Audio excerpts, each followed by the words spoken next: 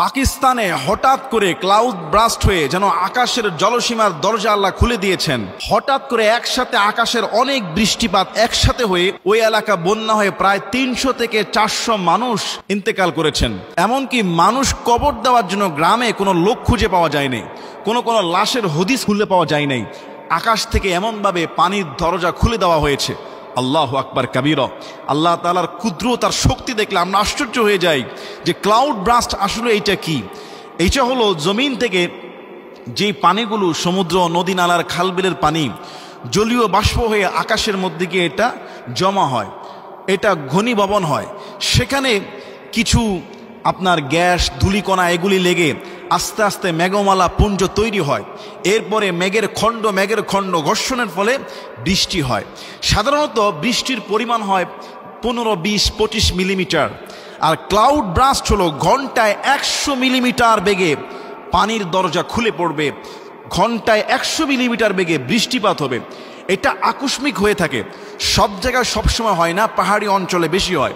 তো পাকিস্তান, ভারত নিয়ন্ত্রিত জম্মু কাশ্মীর, এখানে হঠাৎ করে এই ক্লাউড বৃষ্টি হয়ে গিয়েছে। অনেক সময় আপনারা কিছু ভিডিও দেখবেন, এগুলি AI দিয়ে করা, যে আকাশ থেকে একেবারে মোটা আকারে পানির ঝর্ণা পড়তেছে। আসলে বিষয়টা এমন না, অনেক বেশি বৃষ্টিপাত হয়। আর এই বৃষ্টি যে আল্লাহ তাআলার হুকুমে কুদরত হয়, এখানে কোরআনে সূরা আপনার হিজরের মধ্যে রয়েছে, সূরা তারিকের মধ্যে রয়েছে, সূরা আনফালের মধ্যে রয়েছে, বিভিন্ন সূরা আল্লাহ তাআলা বলেছেন। আল্লাহ বলছেন ওয়াসসামা ইযাতির রাজহ, যে শপথবাহী বৃষ্টির শপথ, যে আকাশ যে বৃষ্টিকে ধরে রাখে সেই আকাশের শপথ। আল্লাহ বলছেন ওয়া আরসালনার রিয়াহা লাওয়াকিহা ফাআনজালনা মিনাস সামাই মাআন ফাআসকাইনাকুমুহু ওয়া মা আনতুম লাহু বিখাজিনিন। রব্বুল আলামিন বায়ু গর্ভ বাতাস প্রেরণ করেন।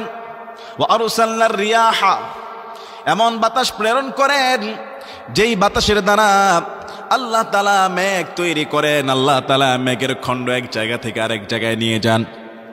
ওয়া আনজালনা মিনাস সামাই মাআ, তিনি আকাশ থেকে বৃষ্টি নাজিল করেন।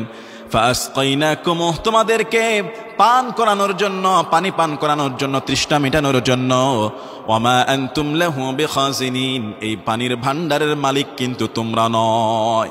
এই পানির স্টোর তোমাদের কাছে নাই, এই পানির জমাট তোমাদের কাছে নাই। পানির উৎস আকাশ থেকে আল্লাহ দেয় তোমাদের জন্য। কখনো আল্লাহ কোথাও মেঘ দেয় না, কোথাও দেয়, কোথায় এমন বেশি দেয় প্লাবন হয়ে যায়।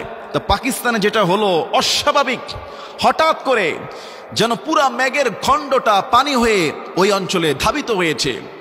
যেন আল্লাহ তাআলা 10 দিনের বৃষ্টিকে মুহূর্তের মধ্যে নাজিল করে দিয়েছে, একটা মুহূর্তের ভিতরে, একেবারেই হুট করে, কোনো প্রস্তুতি ছাড়া, পূর্বাভাস ছাড়া বন্যা হয়ে পুরো এলাকার ঘর বাড়ি, গাড়ি, দোকানপাট, মানুষ সব ভেসে তছনছ হয়ে গিয়েছে। আল্লাহ তাআলার আযাব আসতে সময় লাগে না। আল্লাহর রাহমা, পরিমাণ মতো বৃষ্টি হওয়া, এটাও আল্লাহর রহমত। বৃষ্টি না হওয়া কখনো কখনো এটাও আল্লাহর রহমত। আবার বৃষ্টি হয়ে যাওয়া এটাও আল্লাহর রহমত। আল্লাহ তাআলা যেখানে মৃতভূমি সেখানে বৃষ্টি নাজিল করেন।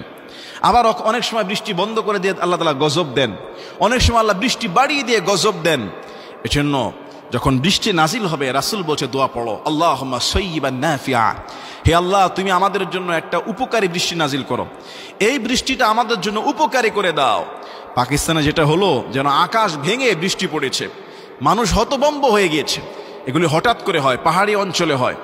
তো পুরা এলাকা প্লাবিত হয়ে তছনছ হয়ে গিয়েছে। এটাকে বলা হয় ক্লাউড ব্রাস্ট, যে আকাশের মেঘমালা ফেটে পড়ে যাওয়া, আকাশের মেঘের খণ্ড বিস্ফোরণ হয়ে যাওয়া। আল্লাহ তাআলা এই সমস্ত আযাব থেকে, গজব থেকে গোটা উম্মাহকে আল্লাহ তাআলা হেফাজত করুন। আল্লাহুম্মা আমিন।